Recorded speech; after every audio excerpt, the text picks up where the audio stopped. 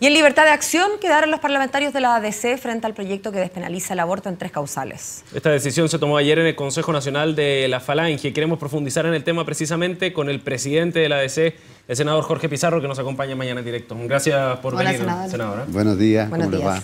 Senador, ¿qué es lo que cambió respecto al momento en que la Democracia Cristiana ha pedido suspender precisamente la votación en la Comisión de Salud de la Cámara de Diputados sobre este tema hasta la jornada de ayer para decretar esta libertad de acción? ¿Por qué no se pudo decretar o dictaminar antes? Nosotros llevamos adelante en el partido un proceso de debate, de conversación, de diálogo a lo largo de todo el país, en regiones, hicimos eventos donde recabamos información científica, médica, social, psicológica, filosófica, en muchos casos religiosa.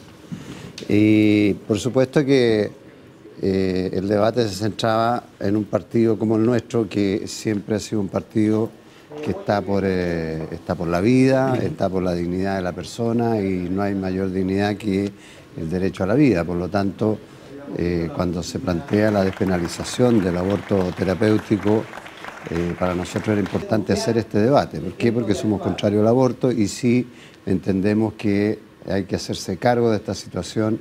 Y estas 3 situaciones de excepción planteadas por la propuesta de la presidenta, que ya habían sido discutidas, necesitamos aclarar qué es lo que consistía. Pero si son contrarios al aborto, ¿por qué se decreta entonces o se dictamina más bien y se resuelve libertad de acción? Porque estamos hablando de 3 situaciones donde hoy día el aborto terapéutico está penalizado. Y uno dice, bueno, es absurdo que si alguien tiene que hacerse un aborto por razones médicas, sea más encima penalizado. Podría ir a la cárcel, es ridículo, pero es así.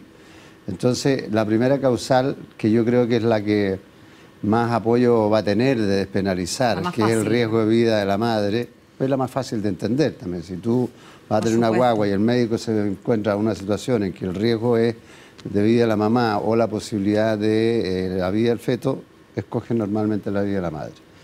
Y después está una segunda causal, que es cuando hay inviabilidad comprobada científicamente, médicamente, del feto y la mujer decide si concluye o no su embarazo o lo deja seguir hasta el curso natural. Ahí es donde nosotros planteamos la necesidad, y lo hicimos hace tiempo, de que ese proceso sobre todo fuera parte también de un programa especial de acompañamiento integral a la madre, en cualquiera de los 2 casos que tome la decisión. Un acompañamiento psicológico, un acompañamiento médico, acompañamiento legal, económico también muy importante, y eso no existía.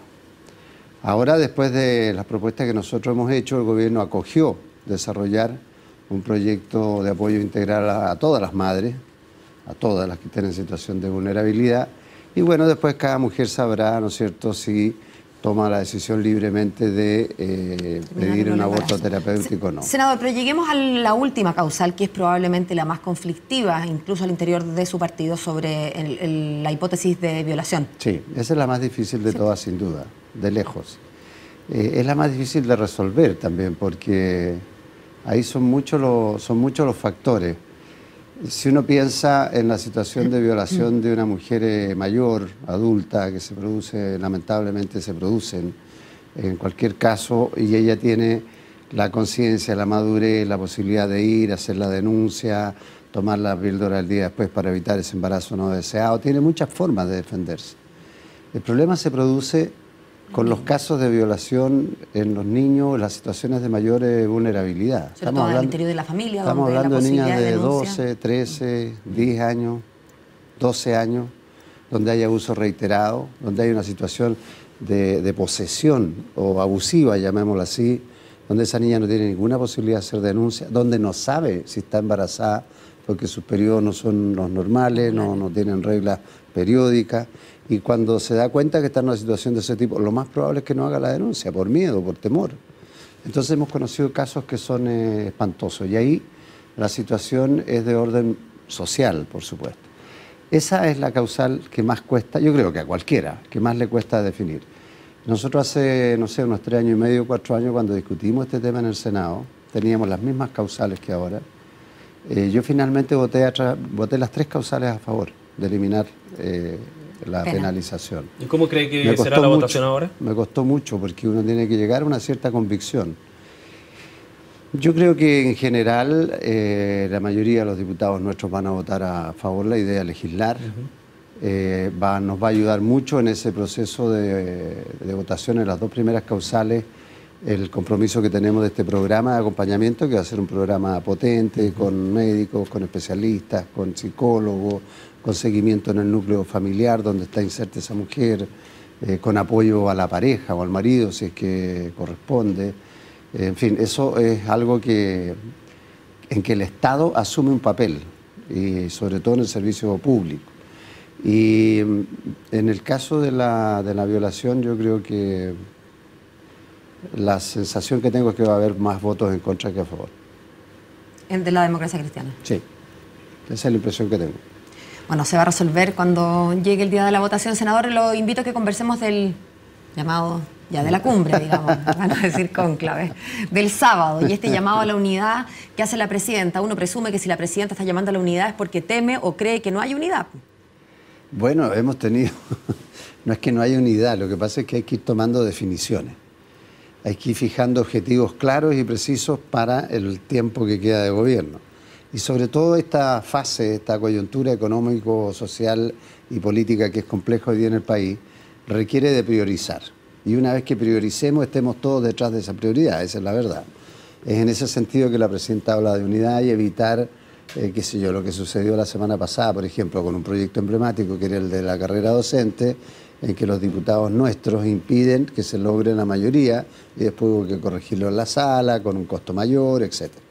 Entonces, de ese tipo de mejor coordinación y de priorización es lo que estamos hablando. Y en la reunión de trabajo, que yo no le digo cónclave tampoco, en la reunión de trabajo que estará el gobierno, los parlamentarios, los dirigentes de los partidos, la idea es establecer esos 6, 7 ejes claves que van a marcar la acción del gobierno en este tiempo.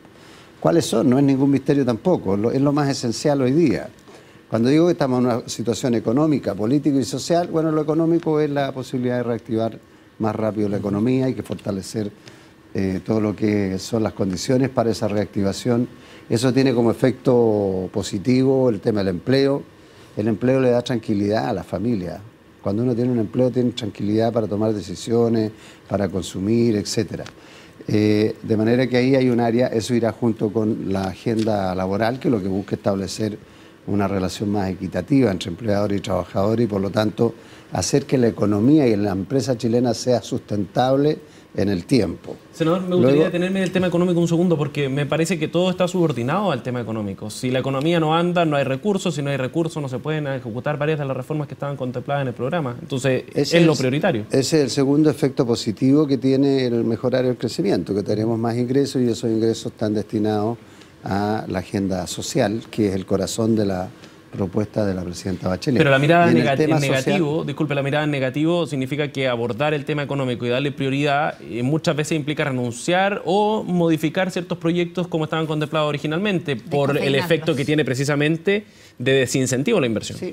Sí, yo creo que lo que hoy día en esta coyuntura política, económica y social, lo que marca un poco esto es que se requiere generar condiciones de confianza, de seguridades, que vayan desde las seguridades personales hasta las seguridades para invertir. Eso requiere certeza. En el caso de la inversión son certezas jurídicas que hoy día el país las tiene, en eso no hay inconveniente. Los inversionistas extranjeros son los que más confían en nuestro país y falta que el empresariado chileno, el inversionista chileno tenga confianza en lo que estamos haciendo acá en Chile. Ahora, es cierto lo que dices tú, porque tiene una repercusión social, porque si nosotros sabemos que vamos a tener menos ingresos, tú no puedes hacer o cumplir todas las expectativas que se pensaban.